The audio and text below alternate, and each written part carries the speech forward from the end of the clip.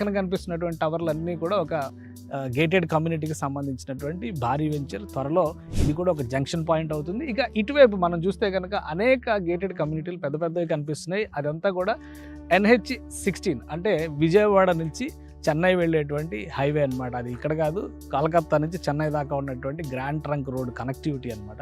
So ఆ ప్రాంతం దీనికి అతి సమీపంలో ఉంది. ఈ ఏరియా మొత్తం ఒక కంప్లీట్గా చూస్తే 10 నుంచి 15 కిలోమీటర్స్ రేడియస్ లోపలే చాలా ఇంపార్టెంట్ లొకేషన్స్ అన్నీ కూడా ఇక్కడ ఉన్నాయి. అందుకనే ఇది రాబోయేటువంటి రోజుల్లో అటు ఇన్నర్ రింగ్ రోడ్, ఇటు అవుటర్ రింగ్ రోడ్కి జంక్షన్ కాబోతుంది. వెస్ట్ బైపాస్ వస్తున్నటువంటి విజయవాడ వైపు నుంచి వస్తున్నటువంటి వెస్ట్ బైపాస్ కూడా ఇక్కడ కనెక్టింగ్ పాయింట్ అవుతుంది. మరోవైపు నుంచి ఈస్ట్ బైపాస్ పెరగడానికి కూడా ఇటు నుంచే ఒక ప్రపోజల్ ఉంది. ఈస్ట్ బైపాస్ వస్తుందా లేదా అనేది చిన్న సందిగ్ధత ఉంది. కానీ inner ring road, outer ring road, west bypass ఈ మొత్తానికి కూడా అక్కడ బటర్ఫ్లై జంక్షన్ కాబోతుంది. ఈ ప్రాంతం కాజా టోల్ గేట్ అనేటువంటి ప్రాంతానికి అతి సమీపంలో ఉన్నటువంటి ఏరియా అనమాట.